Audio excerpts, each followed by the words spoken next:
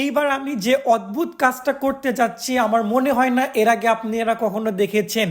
এই যে এটা হচ্ছে কবুতরের দুইটা ডিম, এটাকে আমরা ভালোভাবে আগে দেখে নিচ্ছি। হ্যাঁ, আমরা প্রথমবার আমাদের কবুতরের ডিম ইনকিউবেটর অর্থাৎ ডিম ফোটার মেশিনে দেব। এইটার দেওয়ার কারণ হচ্ছে আমাদের এই কবুতরের ডিমটা কবুতরটা কোনোভাবেই তা দিচ্ছে না, তো ভাবলাম এই ডিমটা ইনকিউবেটরে দিয়ে দেখি ফুটে কিনা। ইনশাল্লাহ আশা করা যায় ফুটবে। আপনাদের কি মনে হয় এই ডিমটা কি ফুটবে তা অবশ্যই কমেন্ট বক্সে জানাবেন। এর আগে আমি কখনো এরকম দেইনি, এই প্রথম দিলাম, তো আপনারা অবশ্যই কমেন্ট বক্সে জানাবেন।